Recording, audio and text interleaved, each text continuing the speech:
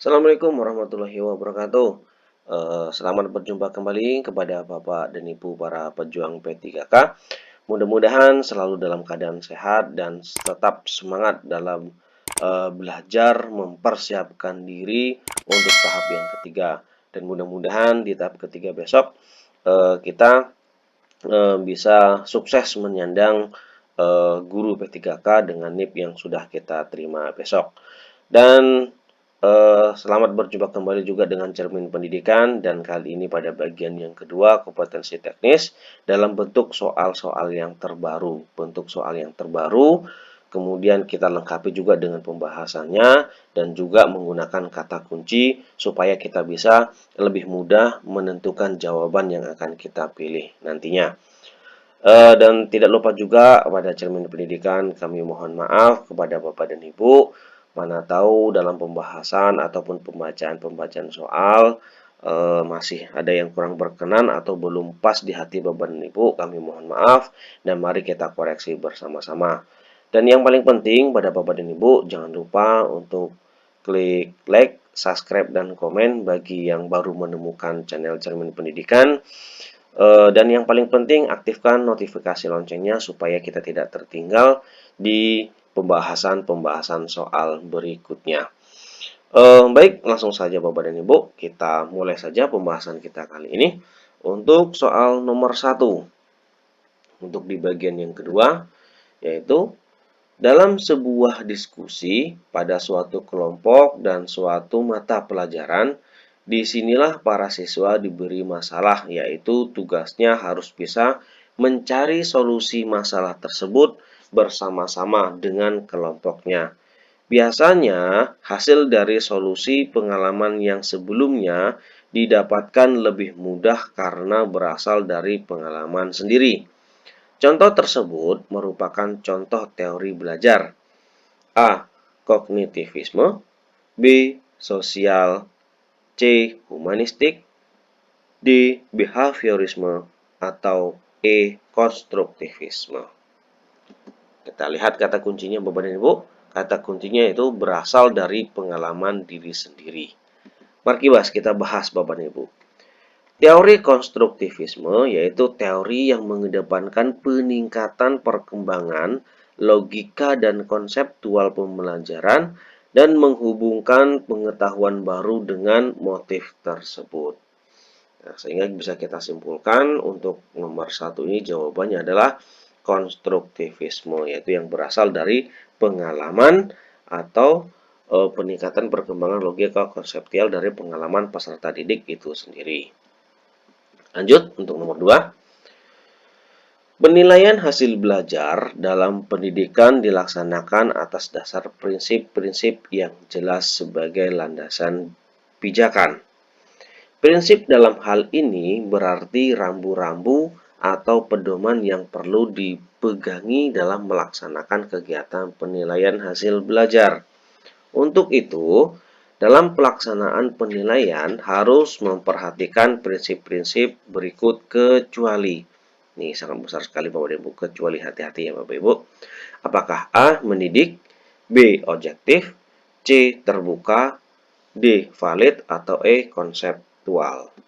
Nah, kita lihat kata kuncinya adalah rambu-rambu atau pedoman. Nah, kita bahas Bapak dan Ibu. Nah, seperti yang sudah kemarin di bagian 1 adalah 9 prinsip penilaian, yaitu sahih, objektif, adil, terpadu, terbuka, menyeluruh, sistematis, beracuan, dan akuntabel. Sehingga kita bisa simpulkan untuk nomor 2 jawabannya adalah mendidik. Karena kecuali objektif juga sudah ada, kemudian terbuka, kemudian valid, ya, kemudian valid maksudnya di sini adalah ada ya Bapak Ibu, kemudian terkonsep ya. Sehingga bisa kita lihat dalam bentuk soal berikut adalah mendidik. Lanjut untuk nomor 3. Pada kompetensi dasar yang sama, Budi adalah salah satu peserta didik mendapatkan nilai praktek berturut-turut adalah 60, 80, dan 60. Maka nilai yang dituliskan oleh pendidik pada kompetensi dasar tersebut adalah A. 80, B. 70, C. 60, D. 65, atau E. 75. Markibas langsung Bapak dan Ibu. Di sini sudah kita langsung tentukan bahwasanya nilai praktek tertinggilah yang dituliskan pada KD. Jadi cukup jelas sekali untuk nilai tertinggi di sini adalah 80 sehingga jawabannya adalah A. Kemudian lanjut Bapak dan Ibu. Standar kompetensi lulusan terdiri atas kriteria kualifikasi kemampuan peserta didik yang diharapkan dapat dicapai setelah menyelesaikan masa belajarnya di satuan pendidikan. Pada jenjang pendidikan dasar dan menengah, standar kompetensi lulusan pada satuan pendidikan menengah umumnya bertujuan untuk A. Meningkatkan kecerdasan, pengetahuan, kepribadian, akhlak mulia, serta keterampilan untuk hidup mandiri agar sukses dalam kehidupannya. B. Meningkatkan kecerdasan, pengetahuan, kepribadian, akhlak mulia, serta keterampilan untuk hidup mandiri dan mengikuti pendidikan lebih lanjut. C. Meletakkan dasar-dasar kecerdasan, pengetahuan, kepribadian, akhlak mulia, serta keterampilan untuk hidup mandiri dan mengikuti pendidikan lebih lanjut. D. Meletakkan dasar-dasar kecerdasan, pengetahuan, kepribadian, akhlak mulia, serta keterampilan untuk hidup mandiri guna mempersiapkan kehidupan nyata. Atau E. Meletakkan dasar-dasar kecerdasan, pengetahuan, kepribadian, akhlak mulia, serta keterampilan untuk hidup mandiri agar sukses dalam hidup.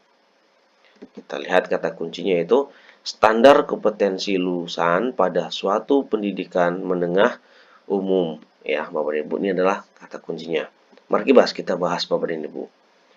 SKL atau standar kelulusan pada satuan pendidikan menengah umum bertujuan untuk meningkatkan kecerdasan, pengetahuan, kepribadian, akhlak mulia, serta keterampilan untuk hidup mandiri dan mengikuti pendidikan lebih lanjut. Sehingga kita bisa simpulkan untuk nomor 4 jawabannya adalah meningkatkan kecerdasan, kemudian pengetahuan, kepribadian, akhlak mulia, kemudian serta keterampilan hidup mandiri ya, untuk hidup mandiri. Lanjut untuk nomor 5. Perubahan mendasar pada asesmen nasional adalah tidak lagi mengevaluasi capaian peserta didik secara individu, akan tetapi mengevaluasi dan memetakan sistem pendidikan berupa input, proses, dan hasil. Asesmen nasional terdiri dari 3 bagian, yaitu A. Asesmen kompetensi dasar, asesmen nasional, dan survei minat belajar. B. Asesmen kompetensi dasar, survei pendidikan, survei lingkungan belajar. C. Asesmen kompetensi minimum, survei karakter, survei lingkungan belajar. D. Asesmen kompetensi minimum, survei pendidikan, dan survei minat belajar. Atau E. Asesmen kompetensi dasar, asesmen nasional, survei lingkungan belajar. Nah, kita perhatikan kata kuncinya yang di sini ya Bapak dan Ibu adalah asesmen nasional terdiri dari 3 bagian. Mari kita bahas Bapak dan Ibu. Asesmen nasional terdiri dari 3 bagian yaitu AKM, survei lingkungan atau survei karakter, yang ketiga adalah survei lingkungan belajar. Nah, di sini bisa kita perhatikan Bapak dan Ibu dan pasti jelasnya jawabannya adalah C, yaitu asesmen minimum, survei karakter, kemudian survei lingkungan belajar. Lanjut, nomor 6. Berikut ini yang merupakan manfaat dari penggunaan alat peraga pendidikan yaitu A. Merangsang sasaran pendidikan untuk dapat meneruskan berbagai pesan yang disampaikan yang memberi materi kepada orang lain. B. Dapat mempermudah saat penyampaian materi pendidikan atau informasi oleh para pendidik. C. Dapat mendorong keinginan orang-orang maupun individu untuk mengetahui lalu kemudian lebih mendalami. D. Dapat membantu dalam mengatasi segala macam hambatan dalam proses pendidikan menjadi lebih mudah. E. Dapat merangsang sasaran dari pendidikan untuk mengimplementasikan atau melaksanakan pesan pendidikan. Nah, kita lihat kata kuncinya dulu, memanfaatkan dari penggunaan alat peraga. Mari kita bahas Bapak dan Ibu. Manfaat alat peraga pendidikan bagi siswa adalah 1. Memusatkan perhatian siswa. Yang kedua, menarik minat siswa untuk belajar. Yang ketiga, mempermudah penguasaan materi. Yang keempat, merangsang daya pikir dan nalar. Yang kelima yaitu meningkatkan daya imajinasi dan kreativitas. Sehingga kita bisa simpulkan untuk jawaban nomor 6 adalah dapat membantu dalam mengatasi segala macam hambatan dalam proses pendidikan menjadi lebih mudah dengan adanya manfaat dari alat peraga. Lanjut untuk nomor 7. Yang bukan merupakan kata kerja operasional ranah afektif mengorganisasikan adalah, kata kerjanya di sini adalah kata kerja operasional ranah afektif. Apakah membuktikan, membangun, mengubah, mengelola, atau menata? Mari Bapak dan Ibu kita bahas. KKO ranah kognitif mengorganisasikan adalah 1. Membangun, mengubah, mengelola, dan menata. Sehingga kita bisa simpulkan jawabannya adalah membuktikan. Maksud membuktikan di sini adalah yang kecuali ya Bapak dan Ibu. Jadi yang bukan. Nah, di sini kata-katanya adalah yang bukan merupakan kata kerja operasional ranah afektif mengorganisasikan adalah membuktikan. Nomor 8. Perencanaan penilaian meliputi penyusunan kisi-kisi, penyusunan instrumen, dan penyusunan rubrik penilaian. Rubrik penilaian hendaknya memuat kecuali. Nah, ini di sini ada kata kecuali lagi ya, Bapak dan Ibu. A. Memiliki indikator yang diurutkan berdasarkan urutan langkah kerja pada instrumen atau sistematika pada hasil kerja siswa. B. Memuat kompetensi inti yang menjadi pijakan menyusun kisi-kisi. C. Memuat seperangkat indikator untuk menilai kompetensi tertentu. D. Dapat mengukur kemampuan yang diukur. Atau E. Dapat digunakan untuk menilai kemampuan siswa. Kata kuncinya di sini adalah rubrik penilaian. Tapi jangan lupa ada kata kecuali ya Bapak dan Ibu. Kata kuncinya adalah rubrik penilaian. Mari bahas. Rubrik penilaian itu ada 4. Memuat seperangkat indikator. Yang kedua, memiliki indikator yang diurutkan. Yang ketiga, dapat mengukur kemampuan. Yang keempat, dapat digunakan untuk menilai. Sehingga kita bisa simpulkan untuk nomor 8 jawabannya adalah memuat kompetensi inti yang menjadi pijakan susunan kisi-kisi. Lanjut, nomor 9. Yang bukan merupakan indikator kompetensi guru dalam kegiatan pembelajaran yang mendidik adalah A.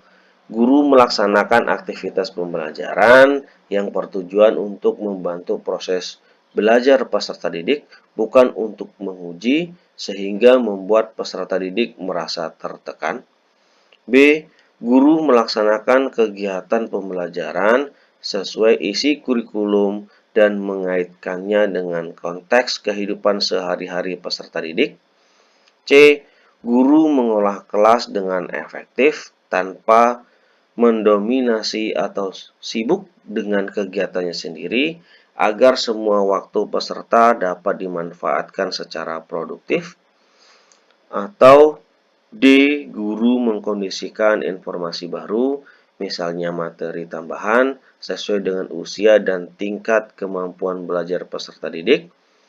Atau Guru merancang dan melaksanakan aktivitas pembelajaran yang mendorong peserta didik untuk belajar sesuai dengan kecakapan dan pola belajar masing-masing. Nah, di sini kata kuncinya adalah indikator kompetensi guru. Mari kita bahas Bapak dan Ibu. Indikator kompetensi guru itu ada 4. Yang pertama adalah pemahaman guru terhadap siswa, perancangan dan pelaksanaan pembelajaran. Yang ketiga adalah evaluasi hasil belajar. Yang keempat adalah pengembangan siswa untuk mengaktualisasi berbagai potensi. Sehingga kita bisa jawab untuk nomor 9, jawabannya adalah guru merancang dan melaksanakan aktivitas belajar atau pembelajaran yang mendorong peserta didik untuk belajar sesuai dengan kecakapan dan pola belajar masing-masing. Nah, demikian Bapak dan Ibu untuk kesempatan kali ini. Mudah-mudahan bisa membantu Bapak dan Ibu dalam menguatkan materi untuk menghadapi tahap yang ketiga. Terima kasih Bapak dan Ibu guru. Sampai berjumpa di pembahasan soal berikutnya. Assalamualaikum warahmatullahi wabarakatuh.